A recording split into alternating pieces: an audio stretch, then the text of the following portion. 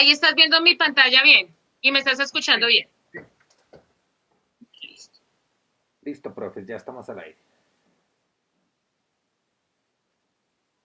Buenos días. Desde la Dirección de Ciencia, Tecnología y Medios Educativos de la Secretaría de Educación de Bogotá, damos la bienvenida a la estrategia Aprende en Casa de Red Académica. El día de hoy nos acompaña la docente del Colegio Restrepo Millán, quien nos hablará sobre proyectos tecnológicos con impacto social. Profesora Albeniz Cortés. Bienvenida, profesora Albeniz. Hola, muy buenos días a todos. Bienvenidos a este espacio que hemos creado desde las academias Cisco.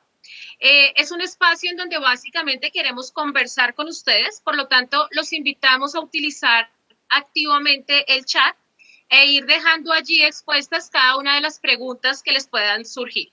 Vamos a tener habilitada un componente de apoyo, el cual estará haciendo la validación de sus preguntas, las estará transmitiendo a través de este mecanismo y daremos respuesta a ellas.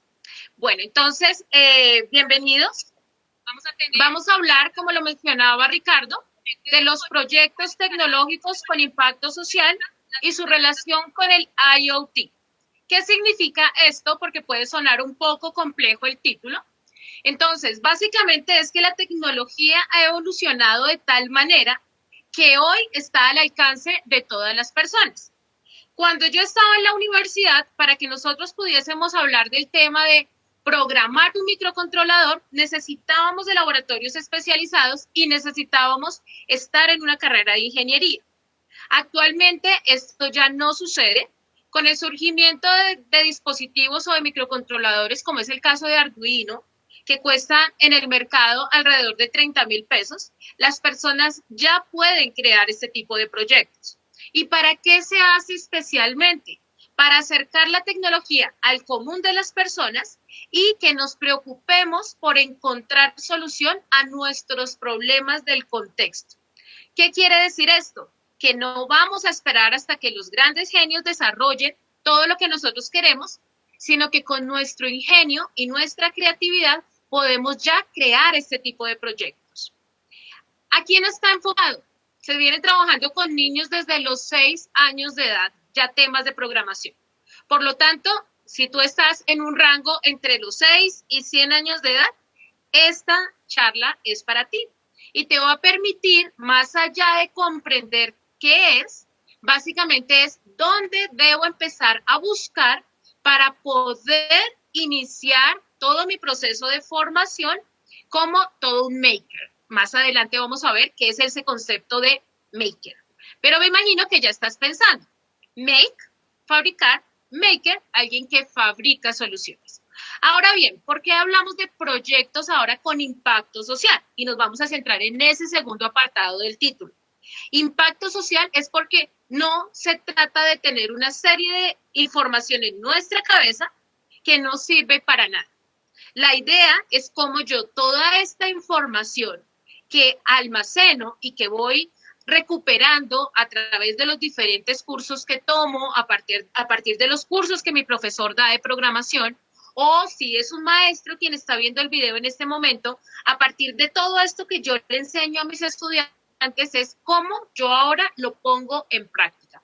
Entonces, pero ¿cómo lo pongo en práctica? No para sacar una nota y no para aprobar un examen, es cómo lo pongo en práctica para mejorar la condición de vida de las personas, ¿sí? Ahora bien, para finalizar el título nos habla y su relación con el IoT. ¿Qué es esto del IoT? Básicamente se traduce como Internet de todo o Internet de las cosas. Internet of Things.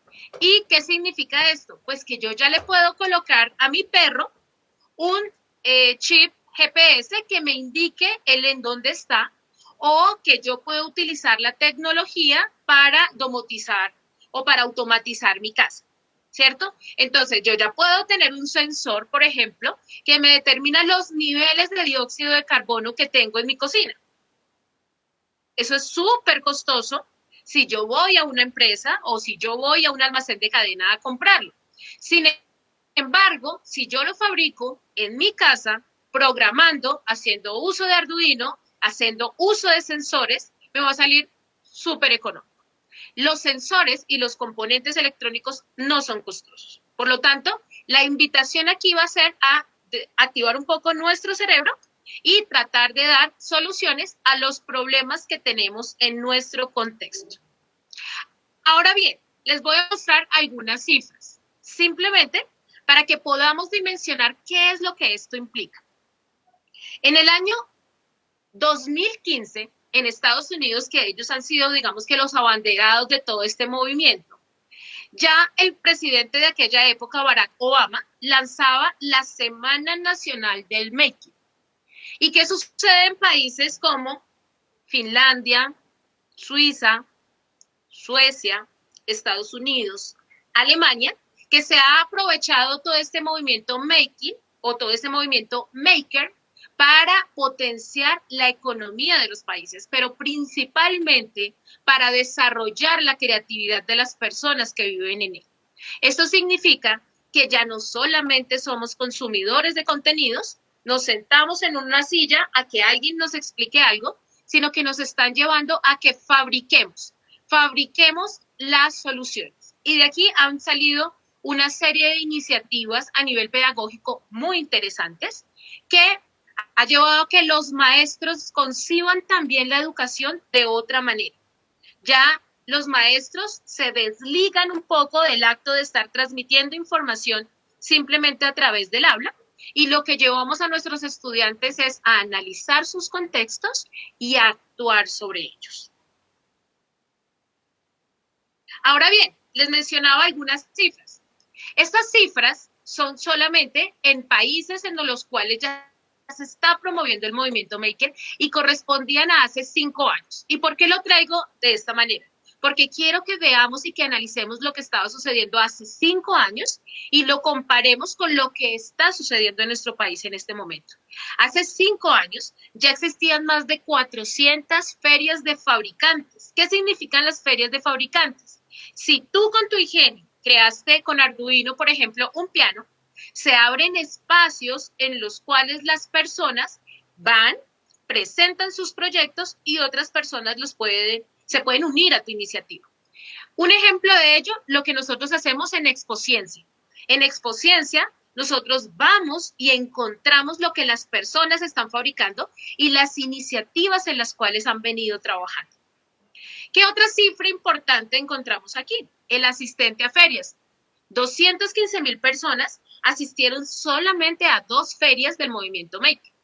Significa que hay un gran interés por promover ese tipo de iniciativas, pero principalmente hay un gran interés en las personas por aprenderlo. ¿Y por qué? Porque ya el alcance, la información ya no está solamente hasta que yo tenga el dinero para inscribirme a una carrera formal y hasta que la universidad dentro de su pensum me diga que yo debo aprender a programar en 5º o en 6º semestre.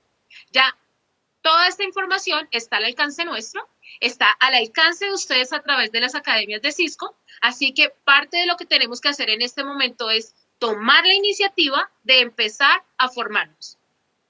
Ahora bien, para continuar con estas cifras, y ya vamos a dar un espacio para ir recolectando todas sus inquietudes, así que por favor en el chat escribámoslas, hemos abierto también los espacios para hackers. ¿Cuántos espacios para hackers se crearon hacia el año 2015? 2.345, ¿sí? ¿Cuántos tenemos en Colombia? Podemos empezar a hacer un análisis para identificar cuántos espacios se abren en Colombia para el tema de los hackers. Ahora bien, ¿qué significa hacker? Y vamos a descomponer también un poco la palabra para comprenderlo, porque siempre hemos escuchado que los hackers son aquellos malos que vienen, ingresan a nuestro computador y roban toda nuestra información financiera o secuestran nuestros equipos y toman el control. Pues la palabra hack es básicamente un verbo que hace alusión al tema de cortar caminos. Es como yo hago las cosas mucho más cortas, mucho más rápidas y mucho más fáciles. Y para poder volverme hacker, ¿qué significo? ¿Qué necesito? Perdón. Simplemente necesito volverme bueno en algo. Desarrollar mis habilidades y mis capacidades al máximo nivel. Y allí es cuando a mí ya se me denomina hacker, que es la persona que se encarga de acortar estos caminos. Por lo tanto, debemos empezar a borrar de nuestra mente que siempre la palabra hacker hace alusión a el componente maligno que se encuentra en la red. También aquí está un gran número de personas con unos altos conocimientos en términos de tecnología que lo que están buscando básicamente es dar solución a problemas que se les presentan de manera inmediata y no esperar a que otros vengan a solucionarnos el problema. Ahora bien, les mencioné Arduino.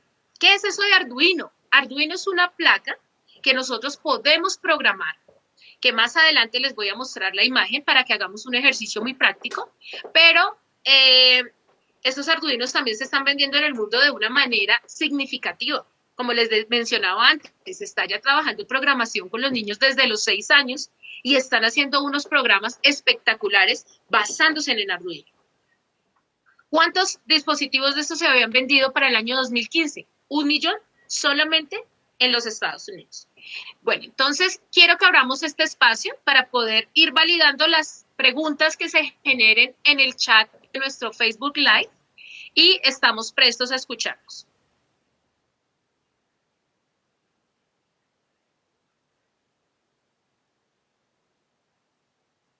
Ricardo, ¿nos colaboras, porfa? ¿Hay alguna pregunta?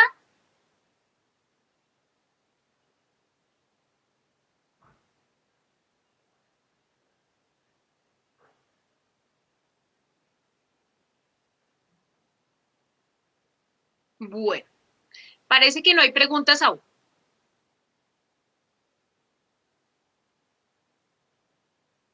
Listo, entonces, como no hay preguntas aún, igual les animamos a que por favor las escriban a través del Facebook Live y podamos ir haciendo la validación a medida en la que conversamos. Gracias, Benicino. En ese momento no hay ninguna pregunta. Listo, perfecto. Vale, ¿por qué estamos aquí?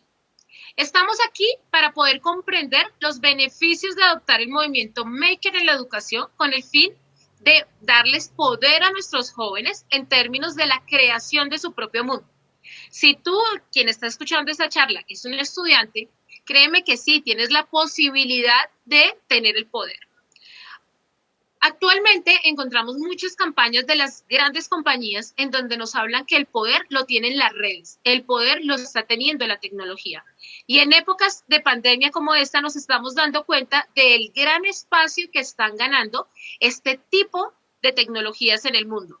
Así que te invitamos, obviamente, a que empieces a activar tu chip y empieces a aprender otras cosas. Y si eres maestro y te interesa profundizar, pues también este espacio es para ti, porque vas a poder empezar a encontrar cuáles son esas iniciativas que se desarrollan en el mundo y principalmente identificar cuáles son esos aliados para poder desarrollarme profesionalmente. ¿De qué vamos a hablar? Vamos a hablar acerca del movimiento Maker, los beneficios de adoptar decisiones con los estudiantes para empezar a trabajar con el movimiento Maker, conocer algunas iniciativas que se están dando en el mundo y comprender qué necesitamos para poder empezar. Aquí hay una frase muy interesante de todo este movimiento Maker que hay en el mundo y es que hacemos esto para que más personas puedan aprovechar el poder de las tecnologías digitales para el trabajo, resolver problemas que les importan y expresarse creativamente. ¿Qué significa esto? Que no debo esperar a ser grande, a conseguir un trabajo, a que me contraten como ingeniero para poder empezar a actuar. Yo puedo ser filósofo y empezar a trabajar con mi comunidad a través del componente digital y aprovechar todas estas tecnologías en beneficio propio, pero principalmente en beneficio de otros. Y aquí es en donde realmente se habla del poder, porque estamos moviendo el mundo a través de unas iniciativas que no se concentran solamente en el conocimiento teórico, sino que ahora nos estamos focalizando en el conocimiento práctico, ¿sí? Porque eso es lo que nos vuelve competentes en nuestros propios contextos.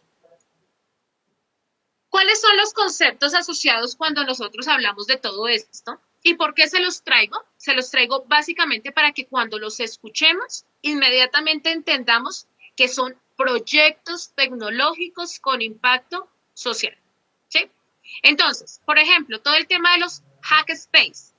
Como ya se los había mencionado anteriormente, hack es el tema de las personas o los hackers son aquellas personas que tienen un conocimiento muy amplio acerca de una determinada disciplina. Por lo tanto, pueden hacer las cosas mucho más ágiles, mucho más rápidos y de una manera mucho más efectiva. Estos hack space son esos espacios o esos encuentros o esas ferias en las cuales muchos de nosotros como maestros hemos participado, ¿sí? Otro de los conceptos que se manejan aquí es el de Fab Lab. ¿Qué significa eso de Fab Lab? Pues es la contracción entre fábrica y laboratorio, ¿sí? ¿De dónde sale esta iniciativa? Sale de instituciones tan importantes como el MIT, que es el Instituto Tecnológico de Massachusetts. ¿Y por qué ellos? Porque ellos han sido los principales gestores de todo el desarrollo que ha tenido la tecnología en los últimos años. Para el año 2001, o sea, hace 19 años, ellos ya estaban creando los primeros Fab Lab en el mundo. Y no solamente existen Fab Lab en Estados Unidos, existen en toda Europa, existen en Latinoamérica e inclusive ya hay universidades en Colombia que han empezado a adentrarse en todo este tema. ¿Y por qué? Más adelante lo vamos a ver con un videito para que se den cuenta que son espacios maravillosos en donde las personas realmente vienen con problemas. Y a partir del problema es que nosotros empezamos a aprender, ¿sí? El problema es la gran oportunidad que tenemos de transformar nuestros contextos. Otro de los conceptos, y a veces lo vemos por allí en todo lado, en avisitos, y como que decimos, ¿qué significa eso? Encontramos la sigla DIY, Do It Yourself. ¿Qué significa Do It Yourself? Hazlo tú mismo, ¿sí? Entonces, estos proyectos, como lo he mencionado y como lo he reiterado, básicamente están muy conectados con la capacidad del ser humano de ser creativo. Nacemos creativos, ¿sí? Es algo que está en nuestro ADN, pero el sistema educativo nos lleva a condiciones en las cuales lo importante es aprender conceptos para un examen. Cuando empezamos a aprender conceptos para un examen, perdemos todo el potencial que existe en términos de aprendizaje. Nosotros aprendemos por el simple hecho de ser humanos, desde el momento en el que nacemos, y la mayor curva de aprendizaje se da en nuestros primeros años, que no es necesariamente cuando estamos en la escuela. Entonces, esto nos lleva a pensar que la escuela o las instituciones educativas nos debemos transformar para convertirnos en esos espacios que den solución a los problemas, ¿sí? Y a partir de los problemas es que se da la gran oportunidad de aprender. Por eso mismo es que esta charla no empezó hablando acerca de qué es la tecnología, sino cómo yo debo impactar mi contexto a través de la tecnología, ¿sí? Ejemplos claros. Estoy teniendo un problema de inseguridad en mi barrio. Si hay problemas de inseguridad, ¿cómo hago para que la tecnología se convierta en mi aliado? Entonces, alguien puede decir, claro, vamos a crear frentes de seguridad y nuestro medio de comunicación va a ser WhatsApp. ¿De qué estamos hablando allí? De la tecnología y cómo la tecnología se convierte en el aliado para mejorar la calidad de vida de las personas, la calidad de vida de tu barrio. Entonces, empecemos a pensar desde ya. ¿Qué problemas tenemos en nuestro barrio? ¿Qué problemas tenemos en nuestra casa? ¿O qué problemas tengo inclusive en mi cuarto que pueden ser solucionados con la tecnología? Por ejemplo, me apasiona la música, pero no tengo 500,000 pesos para comprar un teclado. Nos han enseñado y nos han instaurado socialmente en nuestra cabeza que como no tienes los 500,000 pesos, pues nunca vas a poder aprender a tocar piano y no vas a poder llegar a ser músico. Y por lo tanto dejamos nuestros sueños de lado. Aquí no. Aquí el componente de la tecnología se vuelve o se convierte en tu aliado para que puedas desarrollar todas esas capacidades y crear tú mismo. Do it yourself. Hazlo tú mismo. Crea tus propios dispositivos y soluciona los problemas que tienes en tu propio contexto. Ricardo, me gustaría que validáramos si hay alguna pregunta. Sí, Albeniz, ¿cómo estás? Nos pregunta el profesor, pues primero Felipe nos comenta, yo creo que la primera estrategia es capacitarnos en el manejo de herramientas TIC. Jaime nos dice, ¿cuál es la importancia de IoT en la educación? Listo, ¿esas son las dos preguntas? No, y Claudia tiene otra pregunta, entonces dice, ¿cómo generar estrategias que ayuden a que los alumnos no pierdan el interés aplicando este movimiento? Listo, me encantan esas preguntas porque principalmente, si nosotros miramos informes que tiene la UNESCO o que ha presentado el Banco Interamericano de Desarrollo, muestra cómo en América Latina se han invertido grandes cantidades de dinero en formación técnica de los maestros y en formación tecnológica, pero en el momento en el que nos tenemos que enfrentar a la tecnología, sentimos miedo. Y sentimos miedo principalmente, ¿por qué? Porque es un modelo montado a través de realiza algo, pero tu cerebro no logra captar eso para qué te sirve, ¿sí? Entonces, digamos que hay 4 elementos básicos en el momento en el que yo deseo aprender algo y como maestro deseo aprender. Lo primero es la motivación, ¿sí? Siempre que yo necesite aprender, debo estar motivado. Las motivaciones pueden ser intrínsecas o extrínsecas. ¿Qué significa eso? Pues pueden venir dentro de mí o me las puede estar dando el contexto. La pandemia del COVID ha sido la mayor inspiración para que nosotros como maestros tengamos que migrar hacia la tecnología. ¿Cuántos de nosotros como maestros nos habíamos resistido completamente a utilizar WhatsApp con nuestros estudiantes? Y nos hemos dado cuenta que en este momento es el único medio. ¿Cuántos de nosotros le teníamos miedo a la cámara? Inimaginable encontrarnos frente a una cámara. En este momento, los mejores youtubers del mundo somos nosotros los maestros. Estamos desarrollando miles de iniciativas. ¿Cuáles de los maestros eran editores de video o generaban unos espacios maravillosos o inclusive se disfrazaban en sus clases? ¿Sí? Y han tenido que ir migrando a todo eso. Entonces, lo primero para un tema de formación de los maestros es que esa motivación exista. ¿Por qué? Porque en realidad todo está abierto en Internet y existen iniciativas maravillosas que en este momento pueden ayudar a los maestros a desarrollar todas esas competencias y más adelante se los voy a mostrar. La segunda pregunta que me hacían era ¿cómo está ligado el tema de IoT a todo este componente? Pues resulta que IoT, que es Internet de todo, básicamente lo que me dice es usted puede captar datos de absolutamente todo. En Suiza existen árboles que dan información. Entonces yo digo, ¿cómo así que un árbol me va a dar información? Pues claro, el árbol tiene instalados sensores que me permiten hacer una medición de la calidad del aire.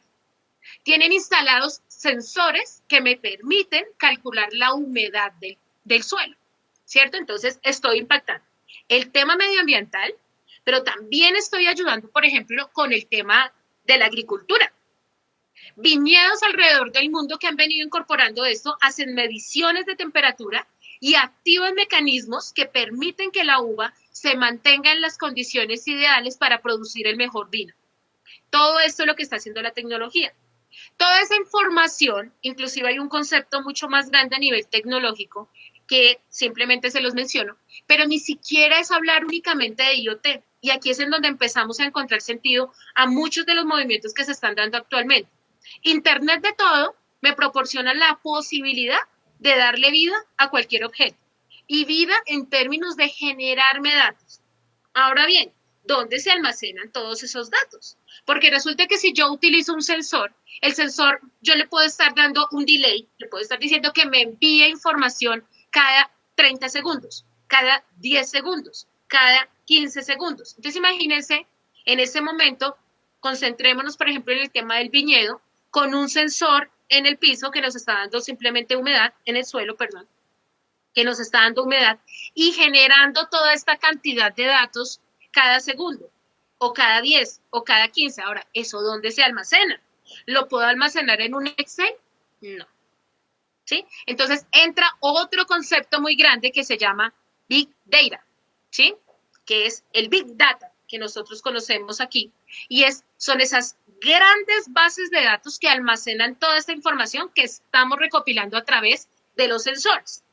Pero ahora bien, listo, lo capturé. ¿Cómo para qué? Entonces yo tengo que hacer algo con los datos. Entonces surge todo el tema de data analítica, ¿cierto? Todo el tema de la analítica de datos. Y en esa analítica de datos, ¿qué es? ¿Cómo yo logro procesar esos altos volúmenes de información para la toma de decisiones? ¿Y por qué se los estoy mencionando? Porque no debo ver IoT simplemente como el acto maravilloso de conectar el sensor. No nos podemos quedar solamente allí. Debemos empezar a ver para qué lo conecto. Y forma parte de las estrategias que podemos utilizar con nuestros estudiantes para llevarlos a pensar qué te interesa saber y a partir de eso que te interesa saber cuál es el sensor que debemos conectar y dediquémonos a programar. Entonces, allí ya cambia muchísimo la mirada tradicional que tenemos de un currículo en el cual primero vemos el capítulo 1, luego vemos el capítulo 2 y luego vemos el capítulo 3. Pero lo mejor de esto es que para los que son maestros, hemos venido escuchando el tema de estamos formando a nuestros jóvenes para un trabajo que posiblemente ya no exista. Y entonces todo esto se liga ¿a qué? A los científicos de datos. Ya hay carreras específicas en donde la matemática toma un sentido maravilloso, espectacular, y en donde las personas ya hacen ciencia a partir de los datos. Y todos esos datos, ¿quién se los están proporcionando? Se los está proporcionando las grandes bases de datos. Y esas grandes bases de datos, ¿de dónde salen? De todo lo que estamos capturando a través de IoT. Les cuento un caso específico de cómo funciona la basura en España. En España, y de por sí en Europa, han creado lo que se denominan ciudades inteligentes. Ustedes ya saben que Medellín está apuntándole fuertemente a volverse una ciudad inteligente. ¿Y cómo lo hacen? ¿Sí? Si la ciudad no piensa. Básicamente, lo que están haciendo es aprovechar toda la información que logré recopilar a través de un sensor. Pero ¿a quién se le ocurrió poner ese sensor allí? Pues alguien que tuvo un problema, ¿cierto? Por ejemplo, el tema de las basuras. Resulta que los camiones de basura tienen que hacer una circulación, digamos que lo hacen todos los días, por un determinado barrio. ¿Esto qué está generando? Tráfico. ¿Qué más está generando? Contaminación ambiental, ¿sí? ¿Qué más está generando? A la empresa lo está llevando a que no hagan un aprovechamiento de todos los recursos humanos, físicos y tecnológicos que tiene a su disposición. ¿Por qué? Porque yo puedo pasar y la caneca hoy está llena, pero resulta que si vuelvo y paso mañana, está desocupada. O sea que perdí toda una ruta. Se hace con algo muy simple. Coloco un dispositivo, un sensor, que se encarga de medir la distancia que hay desde el techo hasta el piso, ¿cierto? Puedo hacer uso de un infrarrojo, puedo hacer uso de un sensor ultrasónico.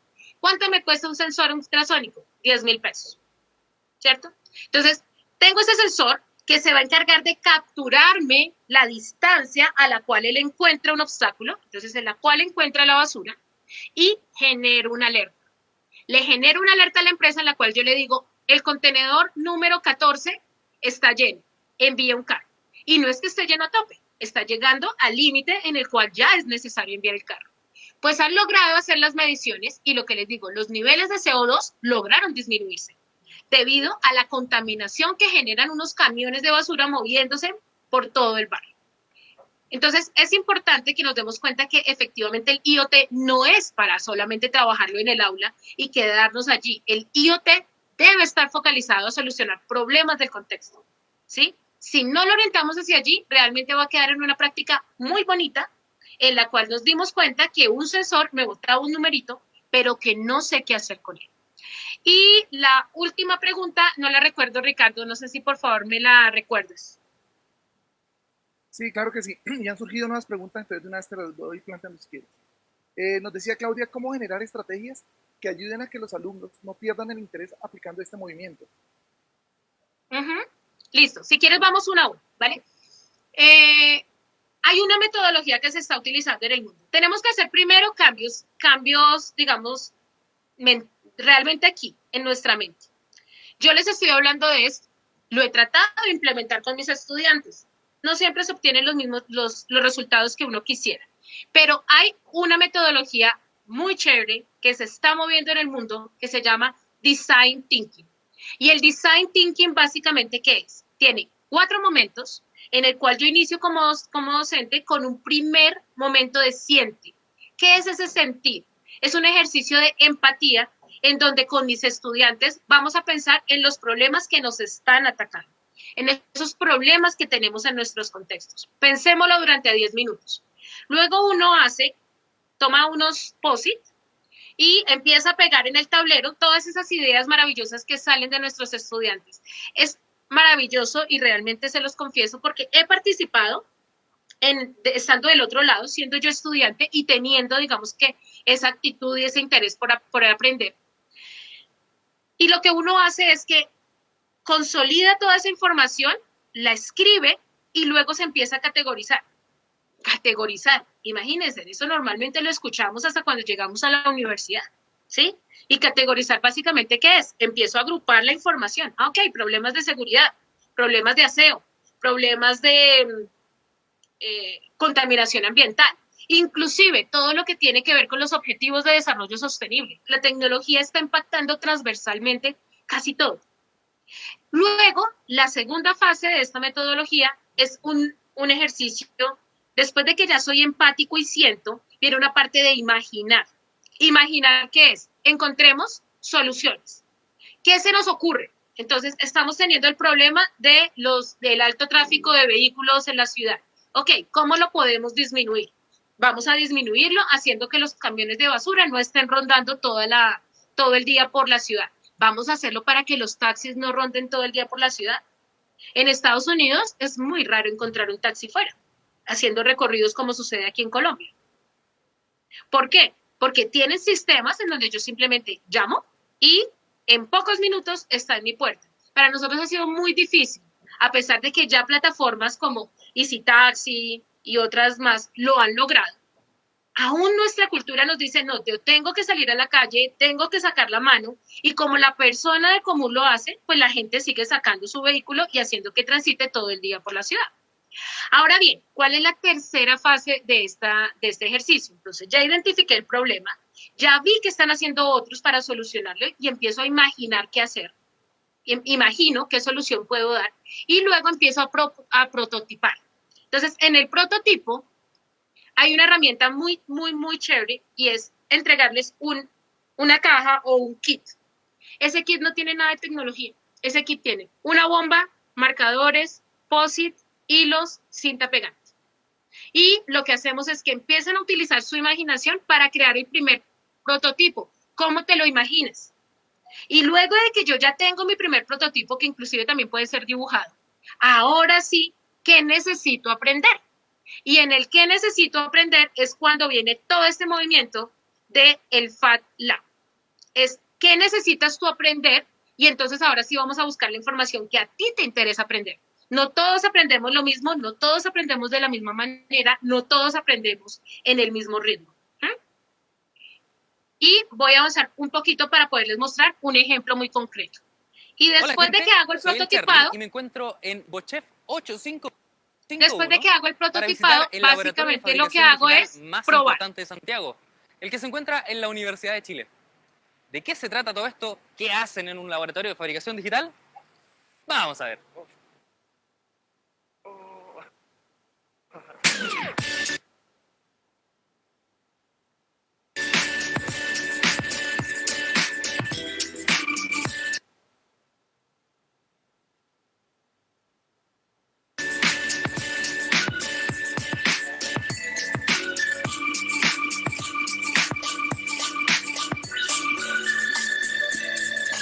Me encuentro acá con Danisa Peric, directora del Fab Lab de la Universidad de Chile, y tengo una poderosa duda que debo resolver. Danisa, ¿qué es un Fab Lab? Bueno, un Fab Lab es un modelo de laboratorio que nació en el 2001-2002 en el MIT, en Estados Unidos, y tiene todas las herramientas en el fondo para que las personas puedan llevar sus ideas al mundo tangible. Nace ahí en el MIT, pero plantea ser una red. Entonces eso ha hecho que broten, y digo broten porque han aparecido muchísimos, cientos, de laboratorios alrededor del mundo que funcionan conectados. Hay muchas herramientas, por ejemplo, eléctricas, pero también muchas herramientas de fabricación digital. Y que gente normal, como todos nosotros, pueda tener acceso a estos tipos de herramientas. O sea, que son herramientas como de alta tecnología y de bajo costo.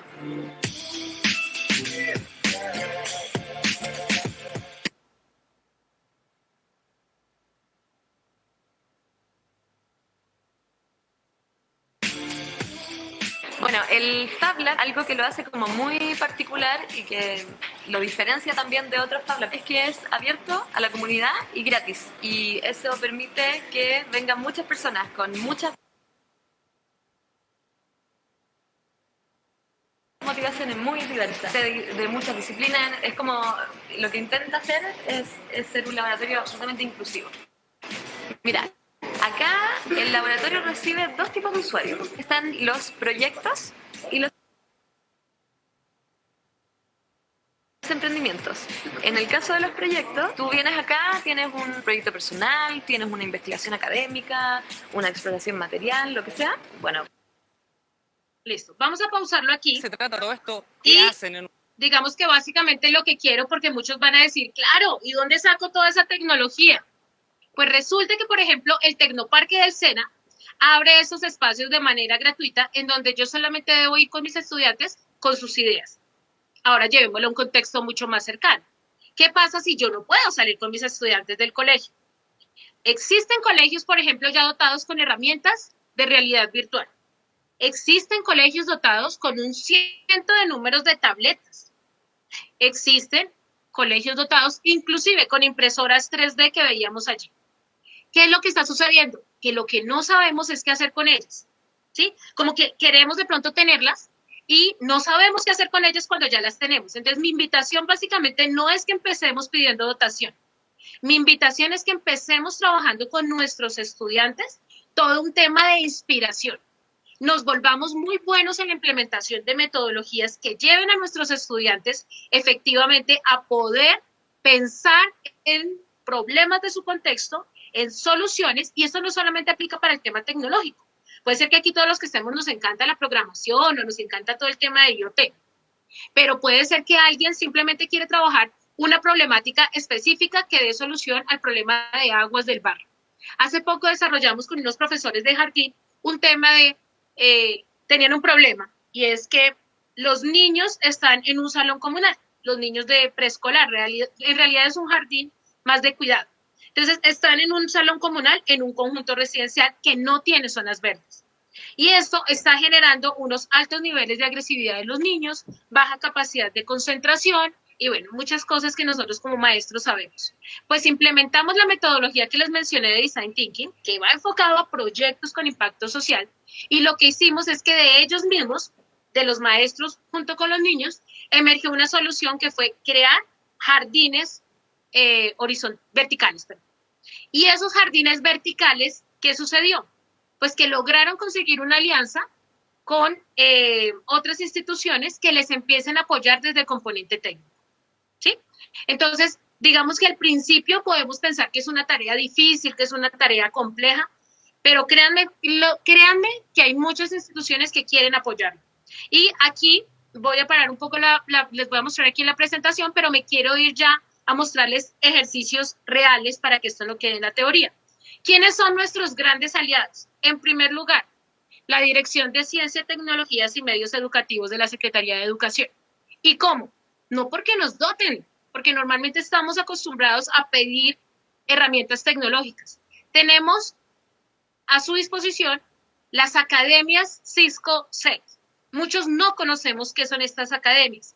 Y básicamente aquí lo que tenemos es una formación de alto nivel, que por lo general se dicta en universidades a altos costos, y que ustedes tienen un grupo humano muy bien capacitado que puede llevar a sus estudiantes a empezar a dar los primeros pasos en términos del tema de IoT, en el tema de data analítica de datos, en el tema de configuración de dispositivos para redes, en el tema inclusive de ensamble y mantenimiento de computadores, en temas de ciberseguridad. Entonces, es empezar también a buscar esos aliados que ya la Secretaría ha puesto a nuestra disposición.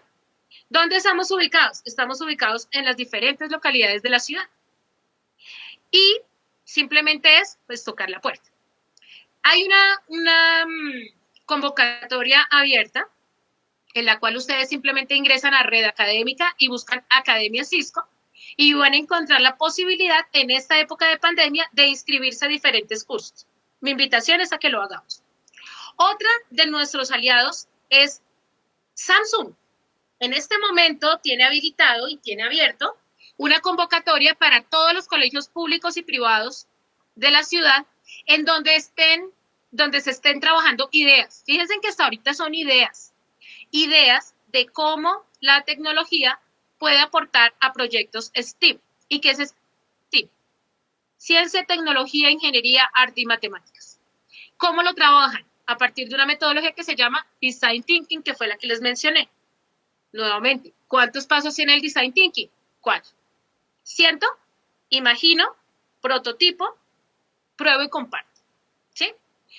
Y otras de las que tenemos y que es de las grandes abanderadas en el mundo, hay un movimiento que se encuentra en más de 35 países del mundo con más de 25 millones de estudiantes afiliados, que es el tema de Design for Change. Fue una iniciativa que surgió en la India y que básicamente lo que ha llevado es toda la metodología del pensamiento de diseño al aula.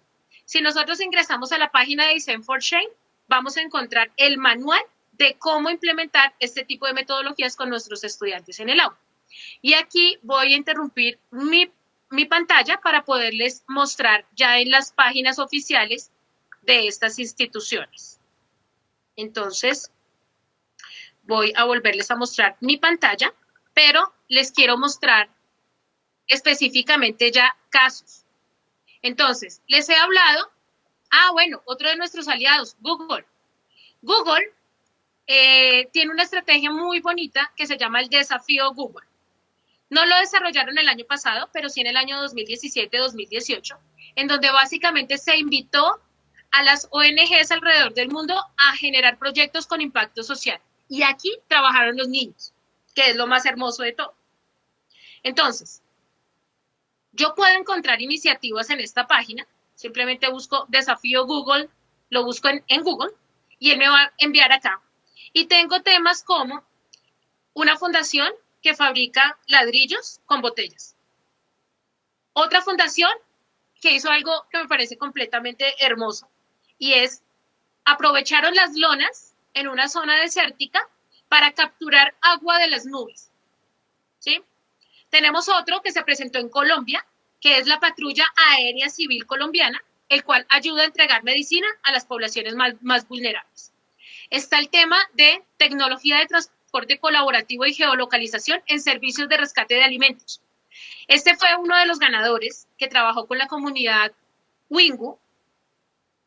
Y lo que les digo, aquí lo que tienen son posibilidades para ustedes inspirarse de cómo realmente la escuela y cómo realmente la tecnología aporta a la solución y al mejoramiento de la calidad de vida de las personas. Entonces, fíjense que aquí, ¿qué utilizaron? Geolocalización. ¿Sí? Entonces, están utilizando el sistema de GPS para poder hacer el rescate de alimentos. Claro, nosotros vivimos en la ciudad y no sabemos qué es el poder identificar en qué zona se encuentra el alimento que necesitamos para nuestras familias. Como les había mencionado, también les quiero mostrar este que es iniciativa propia, que es mi semillero STEM, que forma parte de la Academia Cisco del Colegio Restrepo Millán. Y cómo lo hicimos, o les quiero mostrar un proyecto específico que estuvimos trabajando. Encontramos dos problemas. Por un lado, la alta cantidad de basura que se genera en los colegios públicos.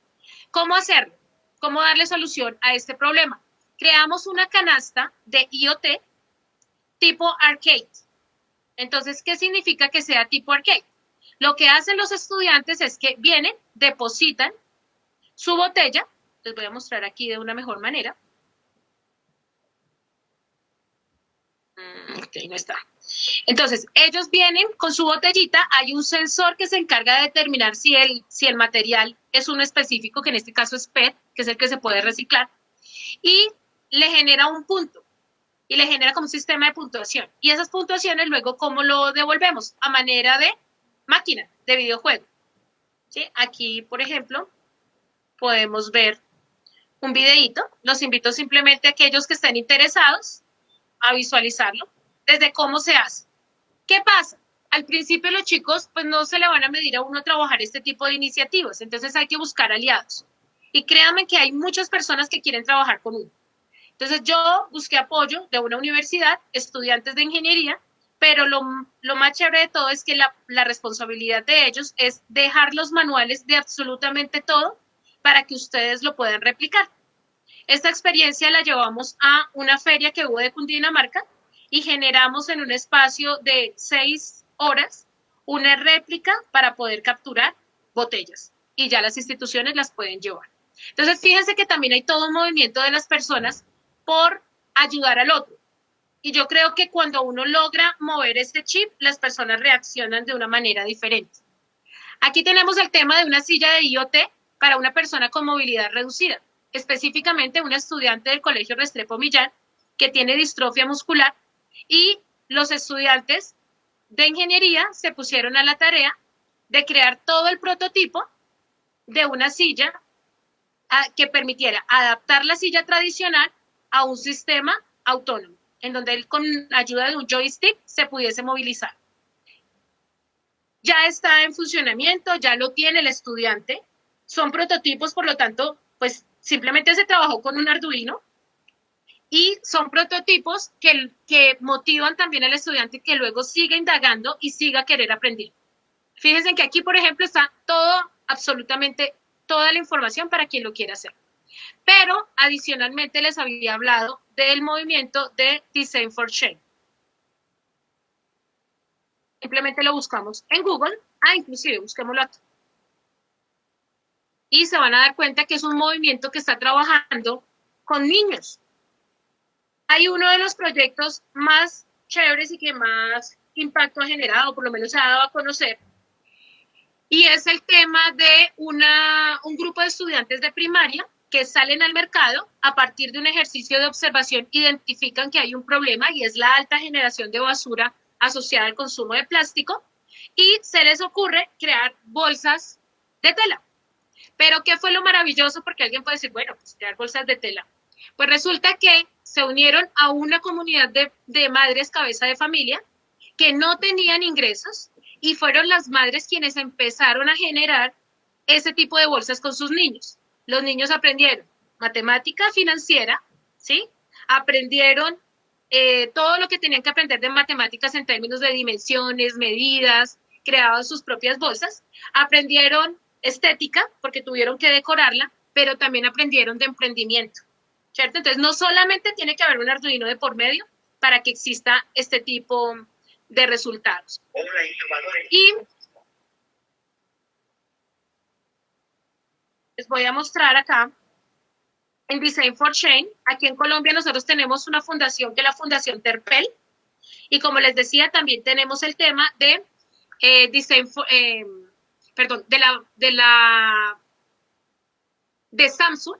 Samsung con el desafío de Samsung. Aquí está cómo trabajamos y hay una serie de material para que los maestros se puedan formar de una manera maravillosa. Y si accedemos también a Telefónica, hay todo un tema de formación para maestros. Telefónica, Design for Change, caja de herramientas.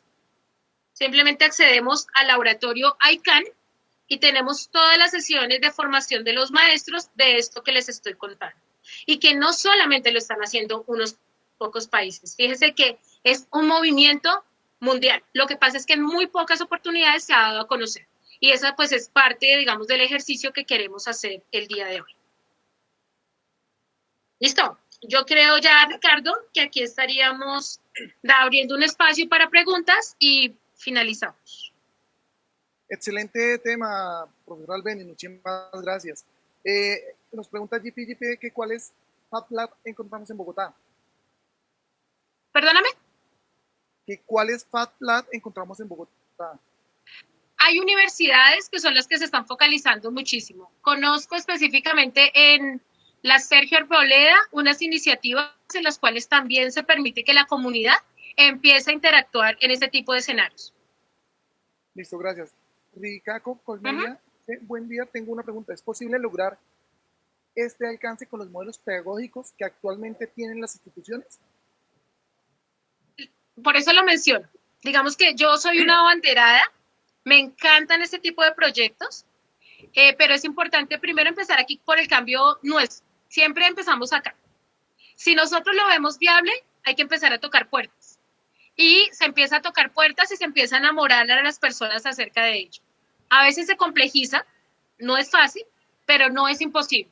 Entonces digamos que hay unos movimientos maravillosos de maestros en la ciudad, pero es una cosa maravillosa. dedican tiempo, dedican energía, dedican iniciativas. ¿Por qué no nos unimos? Ahorita, por ejemplo, hay una convocatoria abierta del ICFES en donde están apoyando la investigación de los maestros, haciendo uso de la información que nos arroja las bases de datos del ICFES. ¿Por qué no presentarnos a ese tipo de convocatorias? ¿Sí? ¿Por qué no hacer un análisis de cuáles son los resultados de pruebas a ver en grado tercero, en grado quinto, en grado noveno? Porque no tenemos que esperar que lleguen a 11. Nos damos cuenta de cómo estamos en términos de las competencias y mostramos la necesidad, la generamos. Y ese generar esa necesidad hace que parte de mi iniciativa pueda ser montar un Fab Lab. Yo puedo montar un Fab Lab simplemente con una impresora 3D.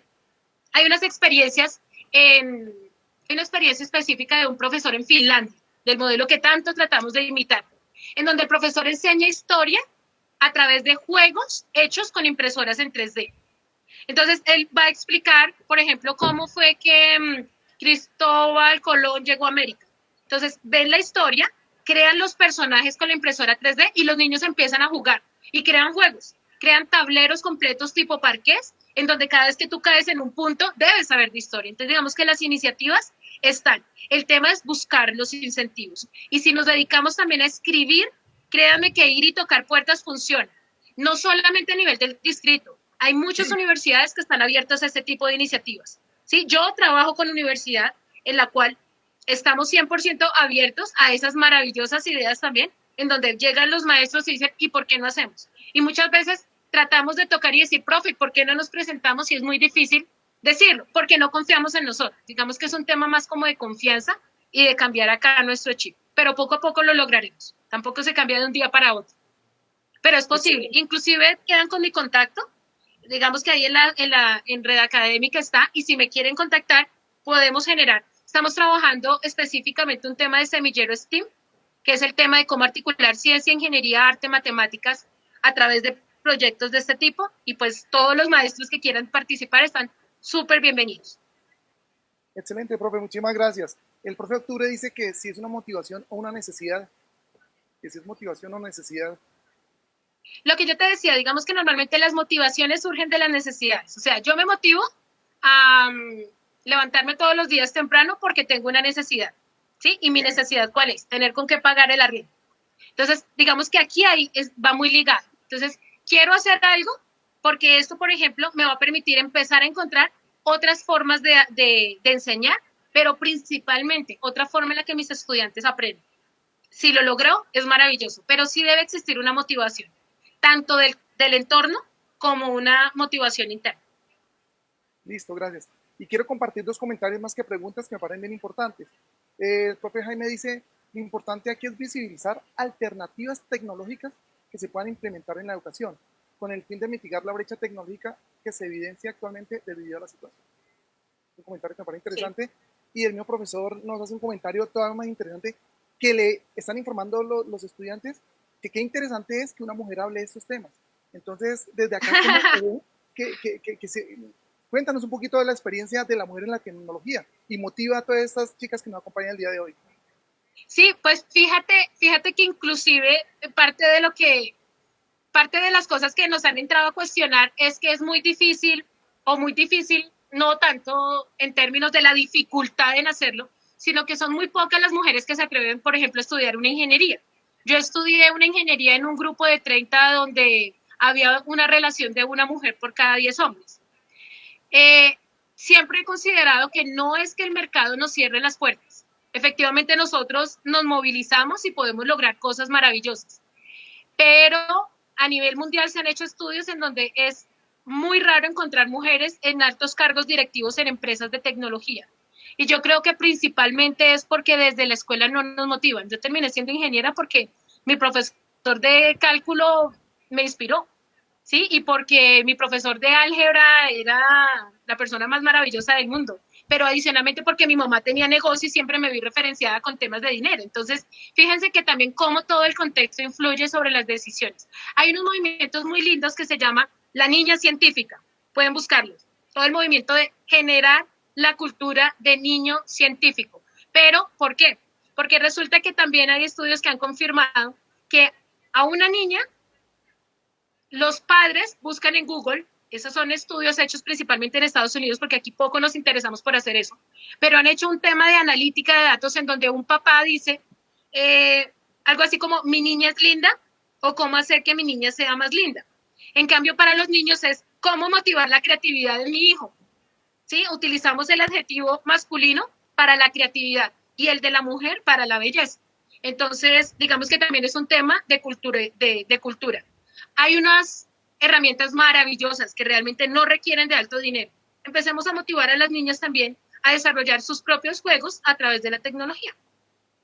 Claro que sí, muchísimas gracias. El profesor Arbenis, con esto damos cierre al encuentro del día de hoy. Muchísimas gracias asistentes a este encuentro. A la Secretaría de Educación, a la Subdirección de Ciencias, Tecnologías y Medios Educativos y a Red Académica por hacer posible este espacio. Los esperamos todos los jueves a las 9 de la mañana y un agradecimiento les invitamos a ser partícipes del gran proyecto SET Cisco de la Secretaría de Educación. Muchísimas gracias. Hasta luego.